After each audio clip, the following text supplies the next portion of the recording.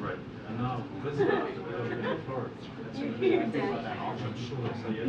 Apparently someone got based on what I was told. Hi.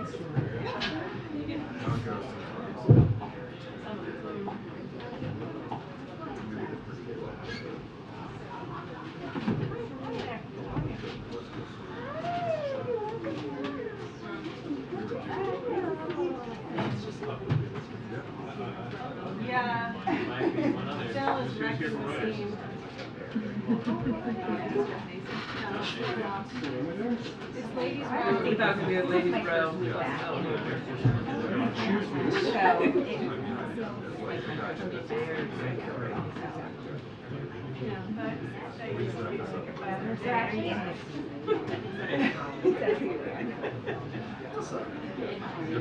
That's nice.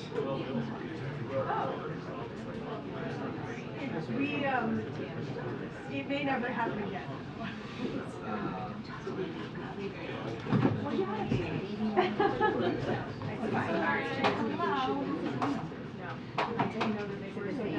Oh no, it's so good. No, but it's good. It's good. It's a good job. No, there was not.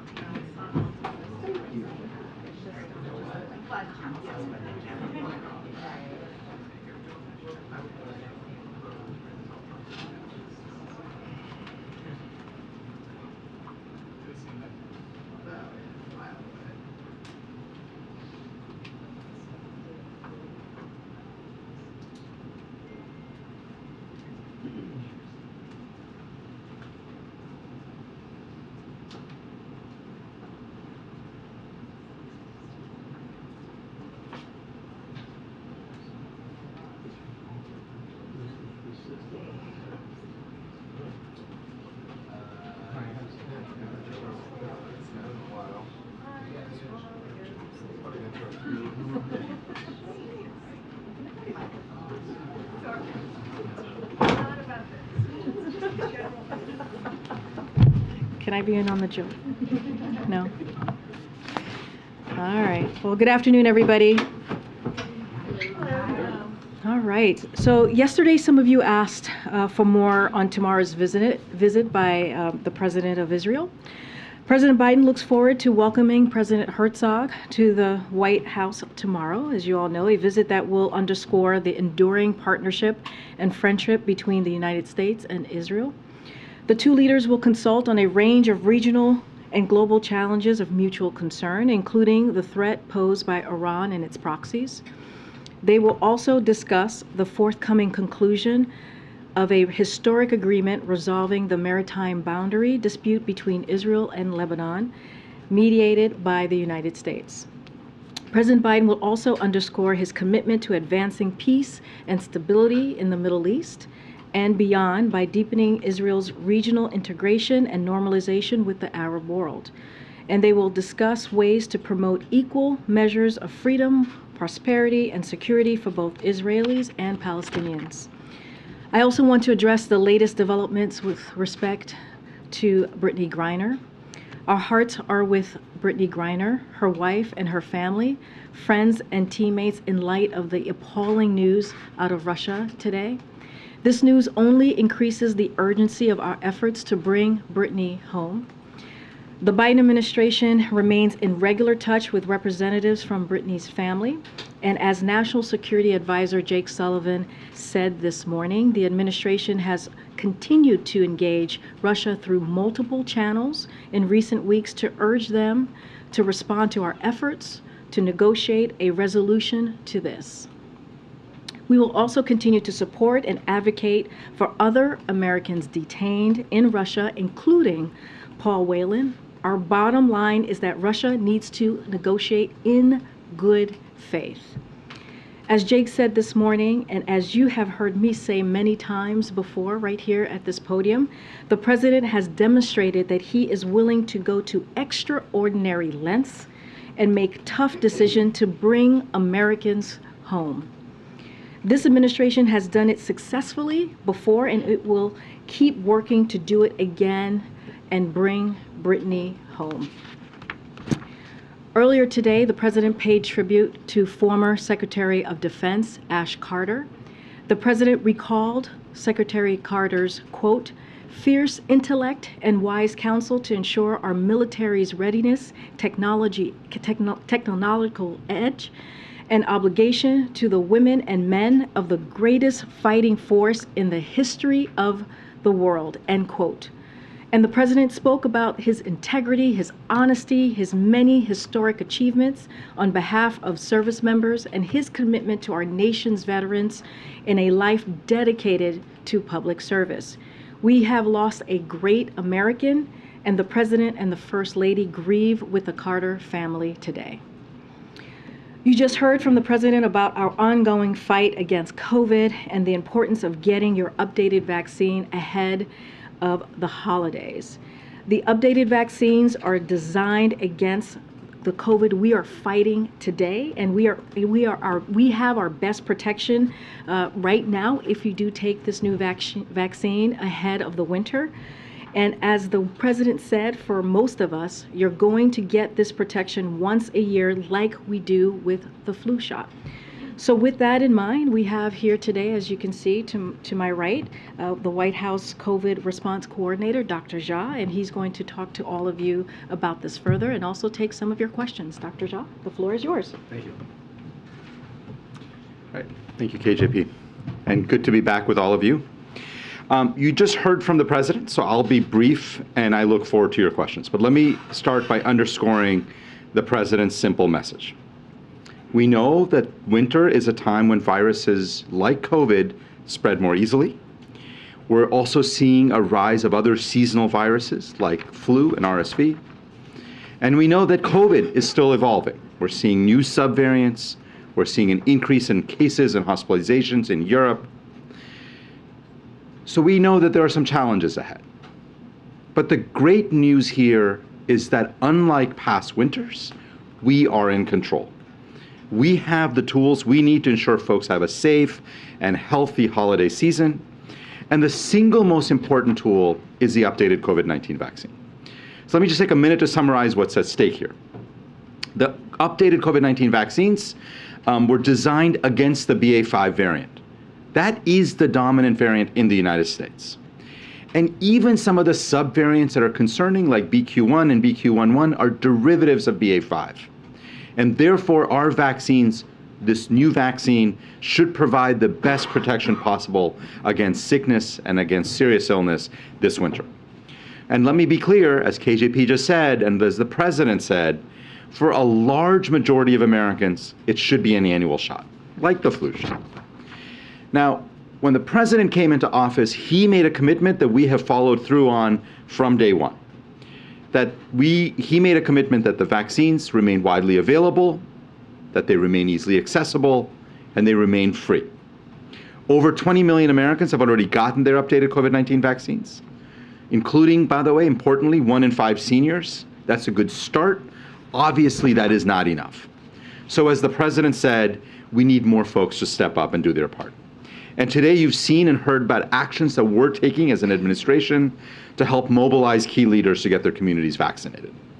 This week, we've launched new national and local TV ads and radio ads. We're launching social and digital ads. We're focused on reaching a broad set of communities like Black and Latino and AAPI communities, rural communities, and we are putting a special emphasis on reaching seniors. Because we've known from the beginning of the pandemic, and we know now, that seniors are the ones who are at the highest risk of bad outcomes. And they are the ones who benefit most from these updated vaccines. We're reaching out to folks through trusted messengers, doctors, community leaders, faith leaders, meeting folks where they are with information, and setting up locations where people are, from Head Start locations to nursing homes, community health centers, even the NASCAR Cup Series Championship at the Phoenix Raceway in Avondale, Arizona in a couple of weeks. Medicare is leveraging the network it has to reach millions of seniors. And as you heard today from leaders of pharmacies, local pharmacies are mobilizing. Now, this is particularly important because pharmacies are the place where a large proportion of Americans get their vaccines. So to conclude, as the president said, we need everyone, community organizations, doctors, state and local leaders, educational leaders, business leaders, faith leaders. We need everyone to step up and do their part. This is literally about saving lives of tens of thousands of Americans this fall and winter. Now, we know we can do this because we have the tools and we have the know-how. And if we use these tools, this winter can look very different than last winter or the winter before.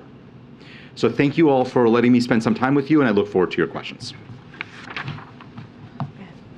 Dr. Shah, on the funding piece of things in terms of moving forward, you said a couple months ago to one of my colleagues that they were going to enter the fall and winter months with PPE in particular depleted and inadequate going into those months.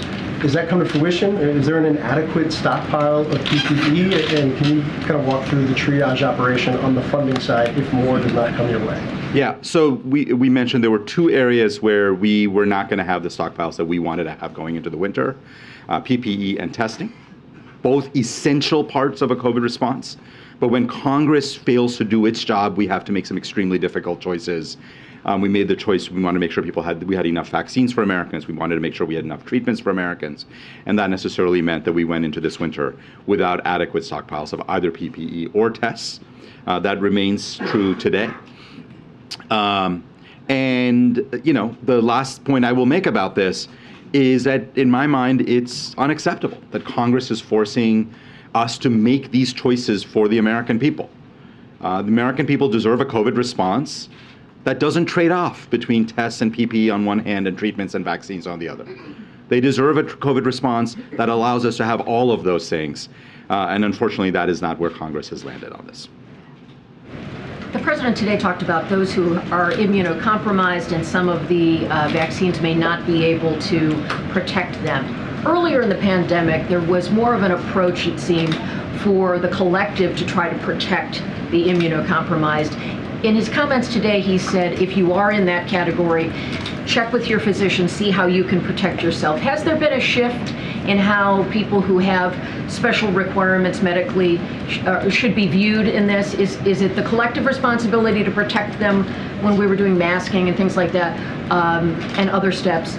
Or is it really now is the burden on the person who has those vulnerabilities? Yeah, so I would say as a society, as a caring society, we care about all Americans, particularly the most vulnerable Americans. So it remains, I think, a collective responsibility for all of us to care about our fellow Americans who are immunocompromised. And by the way, immunocompromised feels like this kind of vague term. What is an immunocompromised person? These are people who have cancer, who are undergoing cancer chemotherapy. These are people who've had transplants. These are people who are on medicines for autoimmune diseases. So these are our neighbors. These are us, right? These are fellow Americans. What the president was highlighting was that with some of the new subvariants that are emerging, some of the main tools we've had to protect the immunocompromised, like Evusheld, may not work moving forward. And that's a huge challenge. And again, lack of congressional funding has meant that it's been difficult for us to replenish our medicine cabinet. You know, we had hoped that over time, as the pandemic went along, as our fight against this virus went along, that we would be expanding our medicine cabinet. Because of lack of congressional funding, that medicine cabinet has actually shrunk, and that does put vulnerable people at risk. Thanks. Who are you calling? Good. Okay. Thank you very much. There are parents who have children going through long COVID around the country, and a lot of parents are finding out that their doctors don't know much about long COVID. There are only about a dozen clinics around the country that specialize in long COVID in kids. What are you doing to help educate doctors around the country so that parents have more resources to treat this? Yeah, it's a great question, and it's a real problem. Long COVID is a problem that we recognized early as a substantial issue. So let me talk kind of in broad terms, and I'll get much more specific to your question. Back in April, the president tasked the Secretary of HHS to put together an all-of-government response on what are we doing on long COVID, what's our research agenda. Those reports came out in August. We have continued working to try to think about how do we use everything from disability policies to Medicare, Medicaid to make sure we're treating people with long COVID, that we're supporting people with long COVID. NIH is running the RECOVER study, which is it's not a single study, it's a multifaceted approach, building cohorts, trying to develop new treatments and test them. So there's a lot of work happening inside the federal government because this is a really important priority. The problem is that the medical community is learning about long COVID, but long COVID is not a single disease. It's not a single condition. It's probably multiple different things that manifest themselves. So that means that we have to do a lot more research on this. We do have to get out and get more information out to doctors. We recently had a gathering here at the White House of presidents of all the major medical societies, where we talked about key things that need to get out to physicians and nurse practitioners. We talked about long COVID as one of those things that we have to educate the physician workforce. So there's a whole set of effort happening both on physician education, but also on generating the evidence and science to actually figure out how we do a better job taking care of people with long COVID. You get more funding out to those clinics working on long COVID and providing those resources to families going through that. So there's funding for research that through NIH.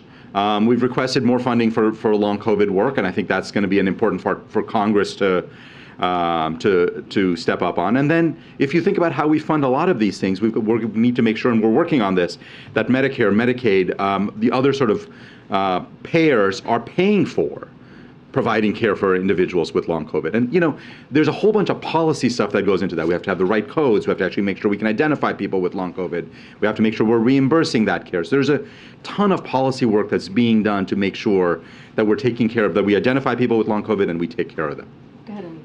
Thank you so much. Just going back to the funding request, the White House has requested $22 billion. $4 billion of that is for international assistance. Can you just explain from like a public health perspective why the American taxpayers should want to spend $4 billion of their money to accelerate response overseas, and why it matters for the health of Americans? Absolutely.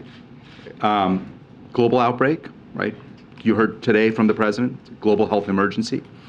Therefore, it needs a global response. And that certainly has been our footing in the administration. The U.S. has gotten more vaccines out than any other country in the world. I think about 650 million doses.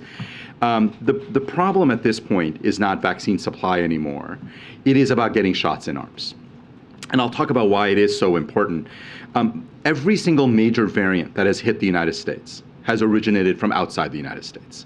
So the notion that we can somehow wall ourselves off and not be affected by what's happening in the rest of the world is just naive. It's just not how transmissible viruses like this work.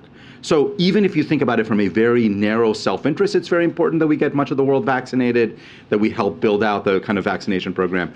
But beyond self-interest, America is a country that has deeply engaged in the world. The president has restored American leadership on global health in a way that was very different than the previous president. And so for a whole set of reasons, it's very, very important that America continue to lead. $4 billion is a small investment to make to better protect Americans and better protect the world. Thank you, Karine, and thank you, Dr. Jha. Today, President Biden talked about how not enough people were getting boosted. But just a couple weeks ago, you said there are no internal or external goals. There are no targets or numbers that you're aiming for. So what does it mean when he says not enough people are getting boosted? And related to that, can you give us a picture of if there are any parts of the country that are struggling to boost people more than others, and why? Yeah, so we, as I said a couple of weeks ago, we don't have internal targets. I think what the president meant was he just wants to see more Americans getting the new COVID vaccine. We all do, right? And that's not because there's a specific target that we're not hitting. It's just that we think it's better for more Americans to get vaccinated. We see, when we look across the country, we see lots of variation across the country on vaccination rates. Again, you can go to the CDC website and see that as well. But our job is that at every part of the country, we need to continue working on improving vaccination numbers. In terms of access, we think there's good access everywhere. With about 95% of Americans live within 5 miles of a place that has a vaccine site. So I don't think that access is an issue in certain regions of the country. About 70,000 sites have a vaccine, vaccinations now. So I think access from a pure kind of physical location point of view is reasonably good everywhere. Obviously, there's some rural areas where we continue to do work to make sure we're getting out to rural clinics. But we need to, I think, continue working on improving vaccinations everywhere. On Paxlovid, do you have an estimate of when the government will run out of Paxlovid, the free doses? Yeah, so I'll tell you the numbers we have. About 8 million doses have gone out to pharmacies. About 5.5 million of those doses have already been administered. So there's another 2.5 million kind of out there. Based on all of the estimates we have, we will have plenty of Paxlovid for this fall and winter. So we're very confident that we're not going to run out of Paxlovid anytime soon. Okay, thank you. Karine, as we saw today, President Biden take another shot of the COVID, and we have seen how he have been very focused on the fight against the COVID. We have seen also how he have how the United States donates some vaccine to African countries. But what come to my attention is Equatorial Guinea. This country have paid $19.5 million to get modern vaccines, but until today, not a single dose of vaccine have been sent to the country. As we are talking about COVID, and we have seen how the United States have been very, it's been fighting about the COVID. Is there any update on when the vaccines for Equatorial Guinea will be sent, or if the president is aware that the Equatorial Guinea bought the vaccines, like $19.5 million of modern vaccine, but the vaccine were never sent to this country? Are you aware?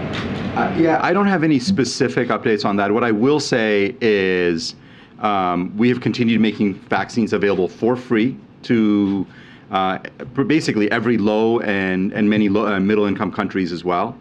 There are about 100 countries that are eligible to get free vaccines through COVAX, where we donate the vaccines, and those vaccines are still available for donation. But I don't know the specifics of that. Thanks. Dr. I want to ask you for your initial impression of the NAEP report this week, the National Assessment of Educational Progress. As a leading public health figure in the country, what was your takeaway from it? What should the public health community's lessons learned be? Yeah, so let's talk about what we know. There were obviously substantial learning losses because, based on all the data we have, because of the fact that we did not have in-person education for many schools. And when the president took over as president in January of 2021, less than half of schools in America were open to full-time in-person education. Within months, the president made a commitment, and within months, basically every school, more than 99% of schools, were open to in-person education. So this president has been very, very clear that in-person education, in-person full-time education is the best form of education. And the administration has been committed to it. We did a whole series of things to make that happen, prioritized teachers getting vaccinated, made sure there was funding for schools for testing, for improving indoor air quality. So the major lesson out of that is, I think if you're committed to keeping schools open, you can do it with the right tools. You just need leadership, and that's what this president has demonstrated. Obviously, those learning losses are important. We've got to do everything we can to help kids catch up, to learn, to, basically, if learning losses were because of lack of in-person education, in-person education, then we're going to have to, continue to work on after school and summer schools and all the things that education experts, which I'm not an education expert, have been saying we need to do to help kids catch up. Do you think the public health community has learned how it might advise the country going forward about this issue?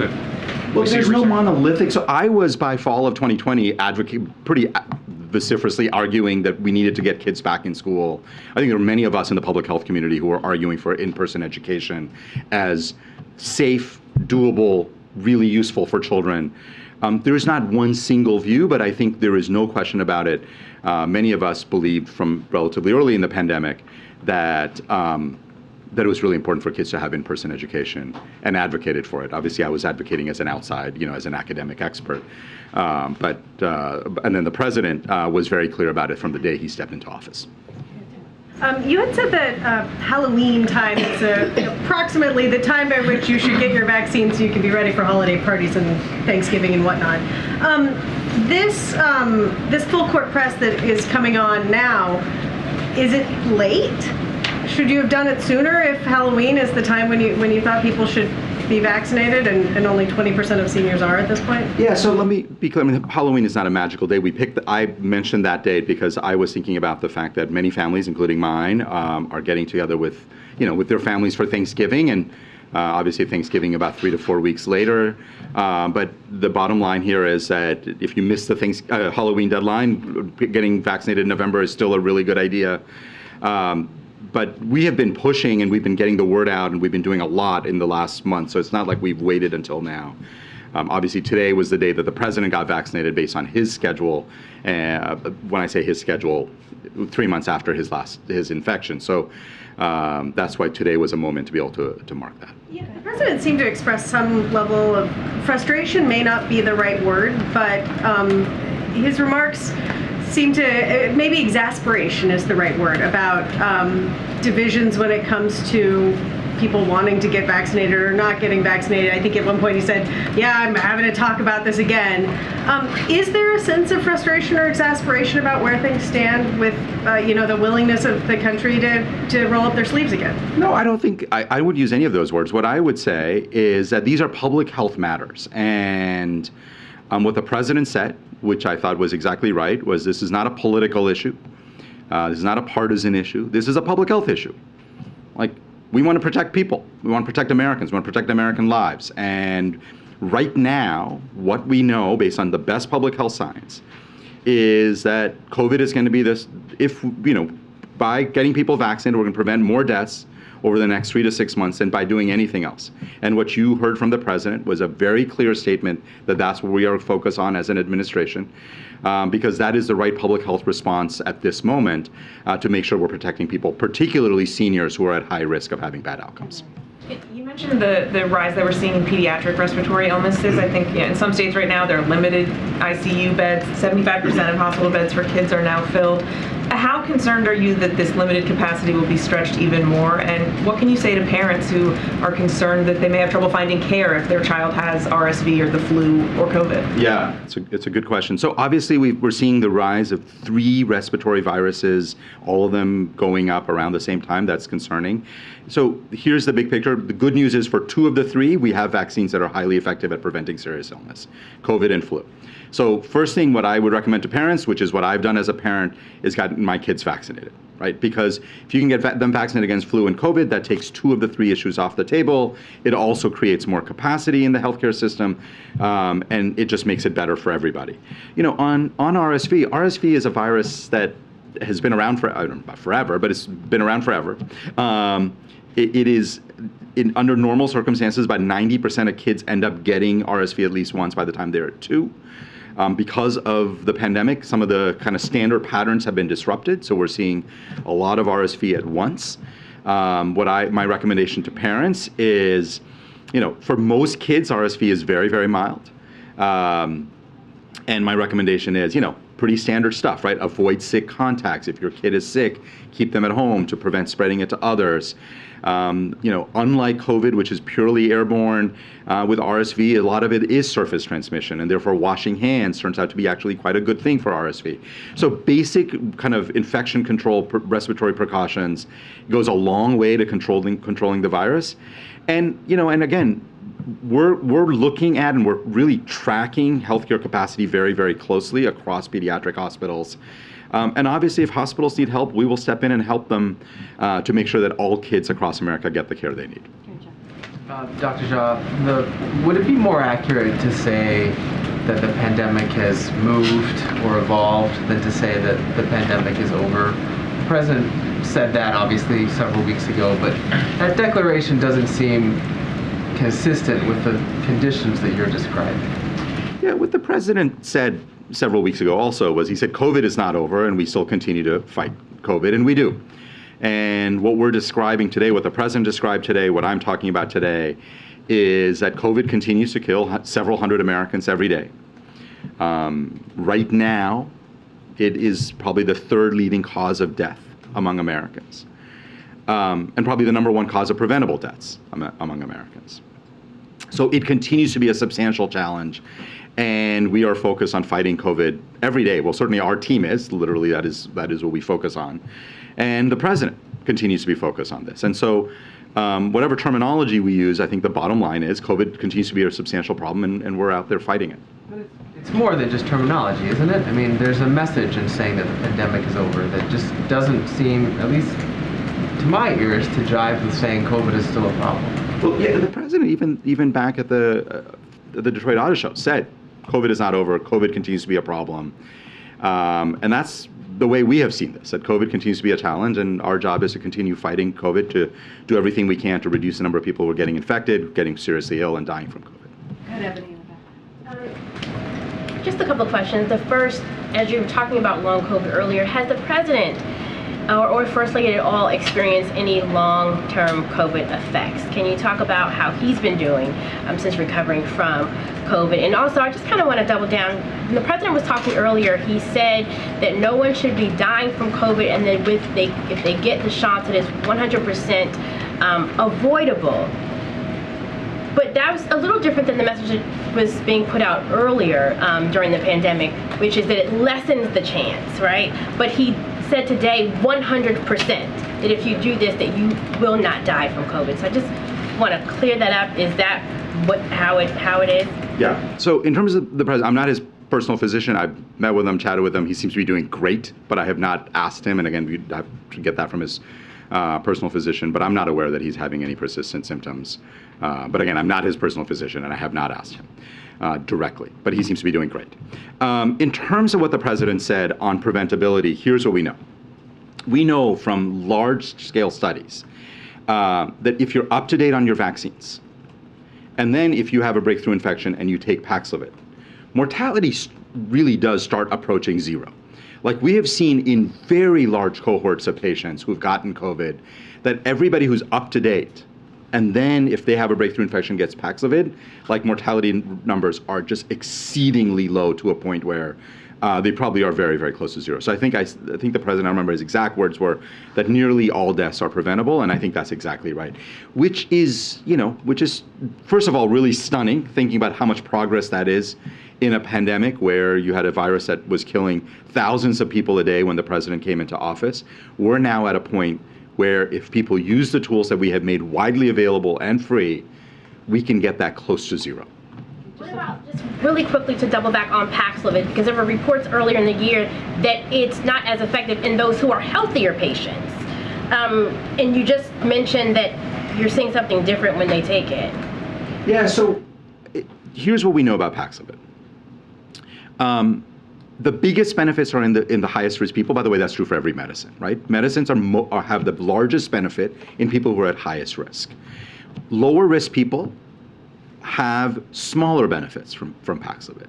I think, and I've said this publicly on multiple occasions, I think the data is overwhelmingly clear that basically everybody over 50 benefits from treatments. If you're a 52-year-old who's up to date on your vaccines, your benefit is going to be small, but the costs of taking it, meaning the side effects, are also trivial. If you're 75, the benefits are going to be large. And so I believe everybody's better off taking it, but the benefit is bigger for people who are higher risk. Okay. The gentleman in the back with the bow tie. I do want to ask about vaccine mandates in light of the CDC decision from the other day. Should children or school districts require COVID vaccines, and should the military require COVID vaccines? Yeah. So we believe, so let's talk about children first, that is very much a local decision that should be made by local school districts, by cities, by mayors, by local officials who usually make those decisions. And sometimes they're made by state officials. But ultimately, I personally, and I've said this about other COVID policies as well, that I think is extremely important that those decisions be made at the local level by local leaders. In terms of the military, that's a decision that the military leadership makes based on what the military leadership decides is important for a ready force. And so the Secretary of Defense has made that decision so far in terms of. What do you think? What do I think? I think those decisions should be made by local officials. And I am not a local official evaluating, right? Because it's a series of factors that go into making those decisions, including community input, including what people want in that community, looking at the data. I am not a local official. I'm not tasked to make that decision. I have not, so I don't have an opinion on what local officials, but the key is that the local officials should be making those decisions. Just a couple more. I wanted to ask you about your impression of how India has handled COVID crisis. And secondly, there was a talk about Quad cooperation with India manufacturing this COVID vaccine and distribution in the US and Quad distributing to the rest of the world. I think the progress in that respect has been quite slow where we are on that part. Yeah, so what we know is that India has been, because of its incredible manufacturing capacity, has been a major exporter of vaccines. My understanding is, and again, I have not looked at this very closely, my understanding of why it has slowed a bit is because global demand for vaccines has slowed because, again, we've produced a lot of vaccines. But I think that Quad partnership is really important, certainly important to this administration. And I think, India is an important manufacturer of vaccines for the world. I mean, not just for India itself is a really important thing. Just to follow up on your answer to my colleague Mary's question about RSV, and you had said for COVID and flu, there's vaccines. You would recommend that for parents right now. Would you also recommend parents go back to masking for kids going to schools? What are some of the other lessons of the last 2.5 years for parents as they're dealing with what seems to be pretty rampant sickness right now across the country among that age cohort group? Yeah. So right now we don't have a vaccine for RSV. We might, and there are a couple I know that are being worked on, but I don't have any insights on their timing or when they'll be available. And so I think the most important things on RSV, when I think about the data we have on how RSV spreads. I'm sorry, I just mean broadly, kind of not just RSV, because you said there wasn't a vaccine on this, but just the flu and sickness that's going around right now. What other things would you recommend? Going back and looking at what we've been through over the last 2.5 years, would you say that parents should be masking their kids again in schools just to keep sickness down right now? Yeah. What I would say is, there's a series of respiratory precautions that we know help. So I think the number one thing that is most useful is when people are sick, keeping sick kids home. Right, that's probably the single most important thing you can do to prevent spread and avoiding sick contacts in general. So I think that's super important, which of course as a parent still it's super challenging to keep, but that is probably the single most important thing. I do think, and again, different respiratory viruses are different, but both flu and RSV, there's good data that hand washing and hand hygiene is really important. So I think surface cleaning and hand hygiene is very important. We also know masking definitely helps for COVID. And so there's a series of things that parents can do. And my feeling is that probably the single most important is, again, that avoiding the sick contacts and keeping kids home when they're sick. But there are other things that parents can do as well. Final two. Go ahead, Phil, and then Michael. Thank you. I wanted to follow up quickly on a question that my colleague just asked, and then I had another one. Moments ago, you said that it's extremely important that these vaccine decisions for school children be made at the local level. I'm curious, though, does the president believe that it's prudent for states like Kansas or Florida to leave that decision to parents? Or is just the White House agnostic on this question and just leaving it to local officials? I think most of these decisions have been made. I mean, so when I think about vaccines in general for school-age kids, my understanding has been that they've always been made at the local level. That's I think where these decisions are best made. Local officials obviously have to engage families and parents and understand their views. And so I think, my feeling has been, and by the way, I've made this point for the last 2 years before I came to this administration, and you make it now, that these are local decisions made best by local officials who understand the communities in which they work and the communities that they lead. And then you also mentioned earlier in the briefing that one of the reasons why it's so important for the United States not to neglect a global response to COVID is because each of these variants have come from outside our borders. I'm wondering, do you or the White House have any response to the fact that the NIH just last month awarded another grant to the EcoHealth Alliance to study bat coronavirus in Myanmar, Laos, and Vietnam? Is that type of funding, given some of the questions that we still have, is that prudent? Yeah, I will tell you, I don't know much about, and again, the White House, we don't get involved in decisions that NIH makes about what research to fund, but I don't know specifically about those grants, so I just can't comment on that. Dr. Jha, there's been substantial work on a potential pan-coronavirus vaccine, including by Walter Reed scientists. What are you seeing in terms of the data on those clinical trials, and do you think they're promising? Yeah, so it's a really good question, Michael, and gets at a bit of a broader perspective, right? Which is, again, so we've updated the current vaccines. They're great. But the virus will continue to evolve. That is one thing we know about this virus. And if we really want to get ahead of this virus in a very substantial way, we want to build pan-sarbecovirus vaccines or pan-beta coronavirus vaccines that really will be variant-proof. And there is really good work being done by scientists at within the U.S. government, but also being done in academic labs across the country. And this has been one of the areas where we need congressional funding and support. We have a project that we've described, which really speeds up the availability of those vaccines for the American people. I think in the long run, it's absolutely essential that we develop both pan-sarbecovirus or pan-coronavirus vaccines and mucosal vaccines, because mucosal vaccines are going to be the ones that are really going to block transmission with a very high degree of fidelity and bring the level of infections down. It's going to be very hard to do those things without congressional funding. So one of the things that we have asked Congress for funding for is for support to speed those up, because the science is so promising. And because science is promising, and because it will take many, many years for all those to get developed and come on the market on their own, we think it's a really important role for the government to play in both speeding up the science, speeding up the clinical trials, and then the ones that end up working out and working well, bringing them to market for the American people much more quickly. Thank you so much, Dr. Jean. Thank you. Okay. Thank you, everybody. Thank you. All right, go ahead, Sungbin. I just wanted to clarify on the Griner situation. Is it still the case that the Russians are still being non-responsive to the offer?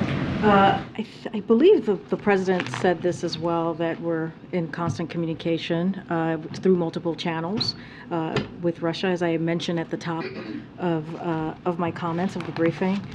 So look, as I've said many times before, this is a priority for us. It's going to continue to be a priority for us.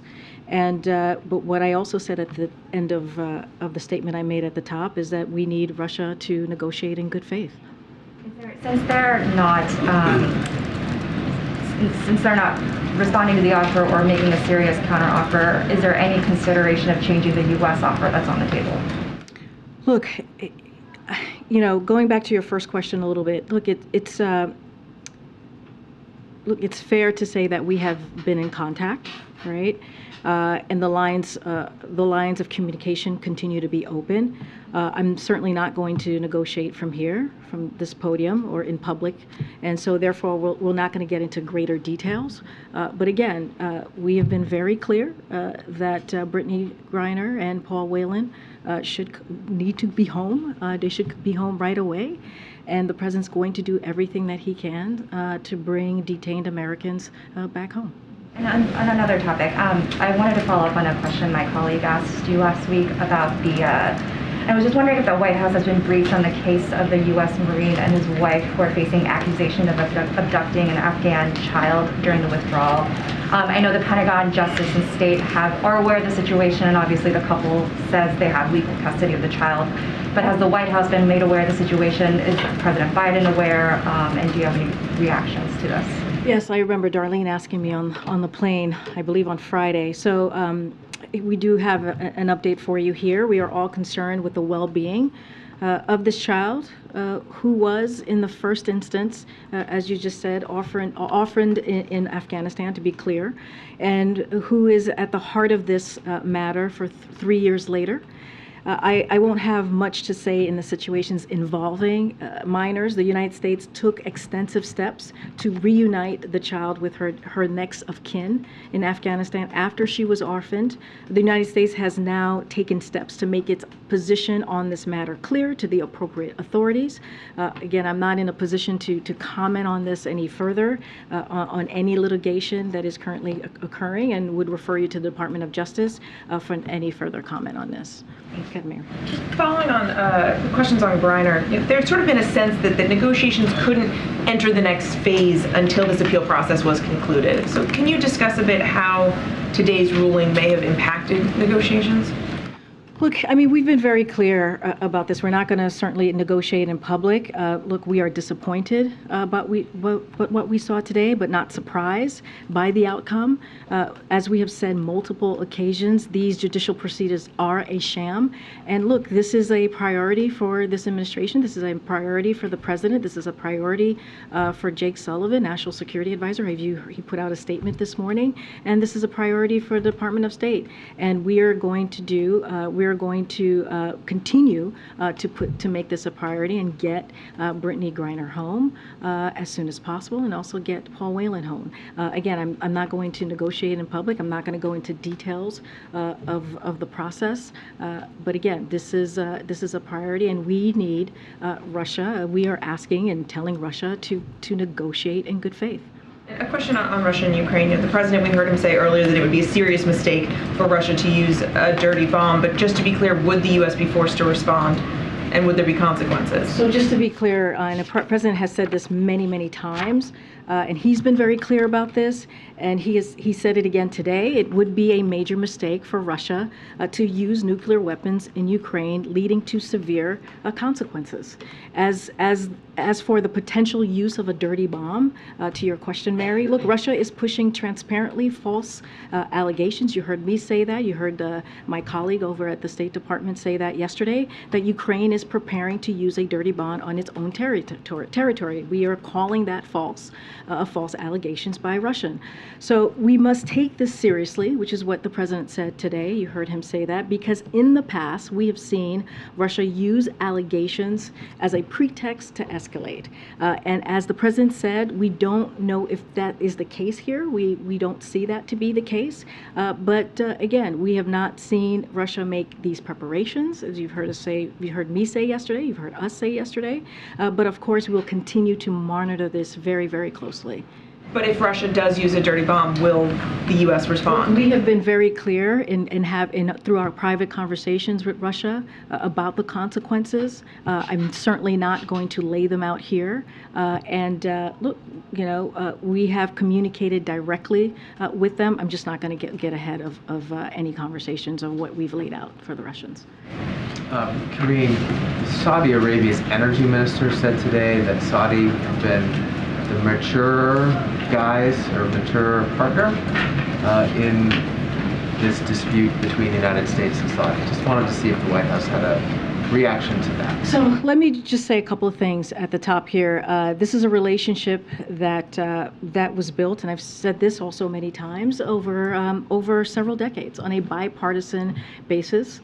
So the president is going to strategically think through what the review process is and how we move forward with this relationship. He's going to take his time to consult with members of both parties, with partners, allies, and with the Saudis as well. We've taken note since the OPEC Plus cut that Saudi Arabia voted against Russia at the United Nations and also pledged $4 million to support Ukraine's reconstruction and humanitarian needs. These steps do not compensate, though, for the production cut, but they are noteworthy, and we'll be watching to see what Saudi Arabia does over the coming weeks, and we'll inform our consultations and review. I'm certainly not going to comment on any specific statement that you just laid out. It seems like a little bit more conciliatory language, though, than you've been using for the last couple of weeks. I think we've been very clear. We are noticing some actions that they've taken, as I just laid out, and at the United Nations, and what Saudi Arabia was able to do in helping Ukraine, right? Because that is something that is incredibly important. You see that from our allies and partners in making sure that we support Ukraine in their fight for their own democracy and for their freedom. And so we always are going to lift that up because we know how important that is in this time, in this moment. Look, I'm not going to get into any tit or tat here from the podium about what someone may have said in Saudi Arabia, but I'm just going to lay out how this president sees this relationship and how this president sees this relationship moving forward. Secondly, there have been some assertions recently from Republicans and also from progressive lawmakers in a now withdrawn letter that the U.S. should be more actively involved in leading peace negotiations between Ukraine and Russia. What's the White House's response to that? We've been very clear about that. That is up to Ukraine. That is up to the president, President Zelensky. There is nothing about Ukraine without Ukraine. We've been very clear about that. Our job, as we see it today, as we've seen it for this past year, more than a year, is to make sure that that Ukraine has what it needs on the ground as we see this war happening in Ukraine, and that's why we've provided the security assistance that we have. That's why we've provided the economic assistance and aid, and you'll continue to see that from us and from our allies. And so that is to make sure, and we're doing this to strengthen their hand, not just on the battlefield, but if they choose, if Ukraine chooses to negotiate. But again, that is up to President Zelensky, and he will make that decision for his country. Thanks, Karine. Following up on that, did anybody from the White House ask or advise members of the Congressional Progressive Caucus to rescind that letter as they did? I don't have any comment to make about that letter. Again, we are very appreciative to the bipartisanship that we have seen from Congress these past 8-9 months, even over a year, on the funding that we have been able to provide, the bipartisan funding that we have been able to provide. And so, the president has been also very clear. He said this recently, our support to Ukraine is a lot bigger than just Ukraine. It's about supporting NATO and all of Europe. It's about making sure that Putin is not able to succeed through his brutal actions, as we have been seeing. Our support for Ukraine will remain strong until the end of this war. And so, again, we appreciate the bipartisan effort. We're going to continue to be in conversations with members of Congress on how to continue to move forward in order to support Ukraine in their efforts. Don't have more to say about that particular letter. When the president was asked earlier about the potential for a false flag operation, he noted, kind of as an aside, that he'd been talking a lot about that this morning leading up to the public event. Do you have any details or context about what those discussions may have been and kind of the process as the White House watches this play out? So the president has been, as you know, very involved for the past several months on what is happening in Ukraine, the war that President Putin, unprovoked war that he started. And again, this war can end today if President Putin were to decide to do so. So look, as you know, the president is not just president, he's also the commander-in-chief, and he is in regular communication with his national security advisors. And I'm not going to get into any private conversations that the president is having, but this is clearly a priority, has been a priority for this president for several months. And again, we are going to continue to support Ukraine until this war ends. Thank you. President Biden last year likened the new Georgia voting law to, quote, Jim Crow in the 21st century, but turnout so far in the state's midterm elections has smashed midterm records. Today it topped 1 million votes overall. That's about 70% more than 2018, on par with the presidential election turnout. Was President Biden wrong with his assessment of Georgia's voting law, or does he stand by that Jim Crow comparison? So, as you know, I got to be careful. I cannot get into politics from here, so won't comment specifically on that race or on the elections or the data that's coming out of Georgia. But the president has been very clear that based on the big lie, there have been a host of anti-voter policies forced on states that challenge America's fundamental right to vote, right? The access to voting. And so this is against our most basic values, including respect for the law and the Constitution. And speaking generally, of course, more broadly, high turnout and voter suppression can take place at the same time. They don't have to be, one doesn't have to happen on its own. They could be happening at the same time. But I'll leave it there without being able to really dig into the politics of this. Is the White House observing instances of voter suppression in Georgia and other states that adopted some of these laws over the last 2 years? Look, we have seen ourselves, I just laid out, we've seen ourselves from what legislation, state legislations that we have seen across the country that is suppressing the right to vote. Look, we believe that people should have the fundamental access to voting. As you know, very early in this administration, the president signed an executive order on what he can do from the federal level to make voting easier for the American people. He did that on the anniversary of Selma, the march that we know the icon John Lewis helped to lead, and he wanted to make sure that he took action and not just words.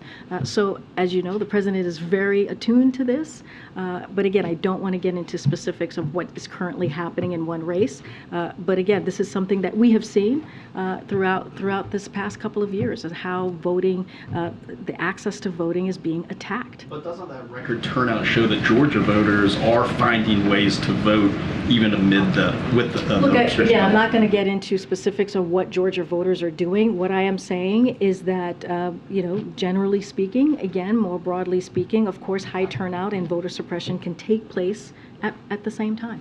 Thanks. Thanks. Back to Brittney Griner. The last time the president talked about whether he would meet with Putin next month at the G20, he said he had no intention to do that. But if Putin were to come to him and say, I want to talk about the release of Griner, I would meet with him, but that would depend. Has the U.S. proposed a meeting between the two leaders? It still stands. He has no intention to meet with President Putin. Nothing has changed from that. But why leave the ball in Putin's court? Why leave it to Putin to come to him and say, let's talk about Griner, when this is such a priority to bring her home? We've made a substantial offer. We have put a substantial offer on the table, and we are asking Russia, we are telling Russia to negotiate in good faith. And that's how much of a priority that we are putting forth, is by putting a substantial offer on the table. And so, again, I don't have a meeting or a call with President Putin to announce at this time. The president has been very clear. He has no intention of doing that. Okay, Jackie. Thanks, Karine. Today I asked the president if COVID was still a national emergency, and he said it's a necessity to deal with to make sure it doesn't become one. His answer would suggest that perhaps it's not a national emergency right now. So is it fair to call it a national emergency under the HEROES Act to justify student loan cancellation? So the student loan cancellation, first and foremost, that was decided by the appropriate agencies, that was the tool that we were going to use to make sure that we give relief to Americans that need it. We should step back for a second and understand why the president took that action when it comes to the student loan. When he came into the office, clearly there were people, Americans who were having a hard time dealing with the economic situation that the pandemic was causing, right? And we had the former administration who mishandled the COVID, the reaction to COVID, how we would move forward out of COVID. The last administration boggled that, really. And so the president took action and made sure that people were getting shots in arms, and we were moving to a place where things could open, schools could open, businesses could open. And so at the same time, as the president is thinking through how getting out of this phase, that phase of the pandemic, there's the student loans. There are people who are really squeezed by the pandemic, and so he wanted to make sure that when we lift up the pause, that we gave people a little bit more breathing room, and that is where the student debt relief comes from. And we understand once that pause is lifted, there's still going to be people who are going to have a difficult time, and so just because we're in a different phase of the pandemic, as the president has said, COVID is still a problem. And so that's how we came to that decision to move forward with our assessment on how we're going to provide that student relief to middle-class Americans. And also, let's not forget, 90% of borrowers who are going to be receiving this debt relief are making less than $75,000 a year. And so all of that matters when you're lifting up something, and when you're lifting up a pause that has been lifted for about 3 years, knowing that the pandemic has been a problem, knowing that COVID is continuing to be a problem, knowing what the American people, middle-class families have had to go through, the president was trying to making sure that he didn't leave anyone behind and making sure that he didn't forget those middle-class families. I hear what you're saying on all that. I guess my question is there another, perhaps a better mechanism to do that? Because the whole program is caught up now in litigation, and a lot of this legal argument is that it can't be a national emergency because of actions that the administration has taken elsewhere. So I wonder... So I actually disagree with you. What is happening is there are opponents out there of the student loan debt relief who do not want to give middle-class family a little bit more breathing room. There are opponents out there, many of them are Republicans, who do not want us to make sure that those 90% of Americans who are making $75,000 or less are getting that actual benefit to be able to put money down on a house, to be able to start a family. They are upset that we are trying to help those very, very Americans. So that is what is happening. This is pure politics that we're seeing out there. It is not, and the way the president sees this is not partisan. On the national emergency front then, what is the criteria the country would have to meet for it not to be a national emergency, or is that even a goal? So here's the thing, we cannot forget that COVID is still a problem. We just had Dr. Jacques here talking to all of you. He wanted to be here and we wanted him to be to all of you because you guys communicate with the American people. And we want the American people to know that there is a new vaccine out there and they need to get that shot in the arm because that new vaccine is going to help them ahead of the winter months. So clearly, COVID is still a problem. We're trying to communicate very clearly with the American people how important it is to continue to get that vaccine. So you have the COVID response director here. You have the president who, in front of the American people, took his shot to send a message. So again, we are still dealing with COVID. We're trying to do everything that we can to make sure that it continues to not be a disruptor, right? And the reason that it's not a disruptor is because of the work that this president has done in the last 20 months. Okay, I'm going to move on. Go ahead. Thanks, Karine. The president last week on Friday said that it would be, quote, irresponsible to abolish the debt ceiling, the limit on debt. There are a number of Democrats and the Treasury Secretary, Janet Yellen, who have said in the past that that should be considered, or they've advocated for getting rid of it altogether to allow Congress to pay for the things that have already been passed into law. Does the president disagree with the Treasury Secretary, and does he think it would be more irresponsible to abolish the debt ceiling or to allow it to become a political football that Republicans and Democrats negotiate over with the full faith and credit of the country hanging in the balance? So as it relates to Secretary Yellen's comments, I would have to see them in full, so in order for me to respond, but I can tell you this, the president believes that it should not be used as a political football. And the thing that we are responding to, and just want to be very clear here, the reason why we're responding, you heard from the president last week, and he's been very clear about the debt ceiling, is because what Republicans are trying to do. They have been clear as well. They have said if we do not put Medicare and Social Security on the chopping blocks, if they were, I want to be very careful, if they were to have the majority, that they would hold essentially the government for hostage when it relates to the debt ceiling. And that is something that should not happen. That is what we're responding to. That is what we're talking about and calling out what Republicans are doing. And it is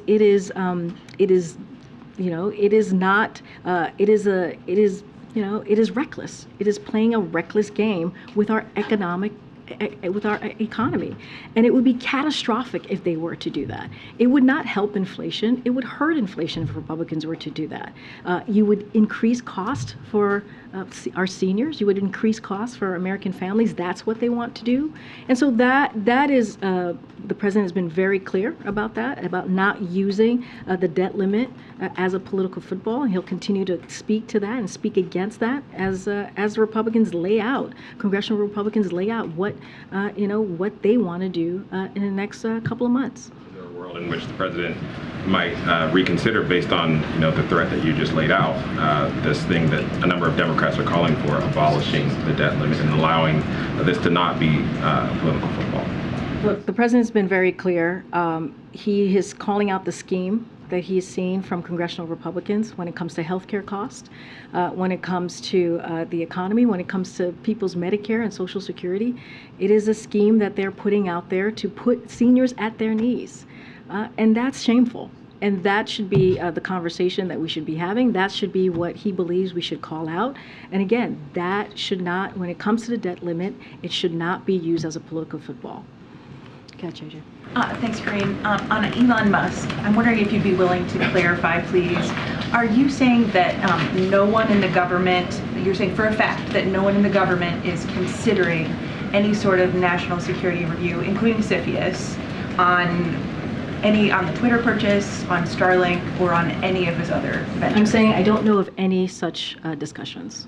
Okay, gotcha. So do you know, is anyone in the administration concerned about the Twitter purchase with some foreign investors or Starlink, or his peace plan, or his tweets, or his somewhat Russia-friendly comments? Do you know if there are concerns about that? So on the first piece, we would just not, on the Twitter purchase, that's something that we would not comment from here. We do not comment on transactions.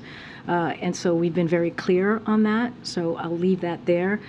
On his comments about Ukraine and giving up territory, I know that Mr. Musk has been very vocal about that. Look, he's a private citizen with a private company, and our position and the government's position has been very clear, as I have laid out many times here before, on how we see that process moving. It is up to Ukraine. It is their decision to make. Nothing about Ukraine without Ukraine, and we've been very clear about that. Okay. So Jake Sullivan said in September that there would be enormous amount of intensive diplomacy in the region in response to the wave of migration from Cuba, Venezuela, and Nicaragua. And I was just wondering if there were any updates from the administration on that diplomacy that he said would happen in the coming weeks. With those specific countries? Or with the region to handle that problem? In October, I believe October 12th, we announced a deal that we made with Mexico on dealing with the migration that we're seeing in the Western Hemisphere of Venezuelans, Nicaraguans, and Cubans who are, as you know, fleeing communism. And I laid out yesterday how effective that has been in really bringing down Venezuelans, and specifically crossing the border. And so that is a diplomacy that came from here, and we had that conversation with Mexico, and we're seeing the effects of that. I don't have anything else to lay out or any other diplomacy coming from here, but that was a diplomacy that was really important and critical to us, to American people here, by having that agreement with Mexico to see how we can deal in a humanitarian way, in a safe way, with Venezuelans who were again fleeing communism to come to the U.S. Just to follow up on that, does the White House view that new move as an expansion of Title 42, something that many Democrats have called for an end for? So, look, again, what we have done this past couple of weeks with that particular agreement with Mexico has really benefited. We have seen the launch of the joint enforcement actions. We've seen the number of Venezuelans attempting to cross the southern border decrease sharply by more than 85%. So, individuals who continue to be expelled as required by court order under the CDC's Title 42 public health order. We have to remember it's not an immigration order. It is a Title 42. CDC is indeed a health public order.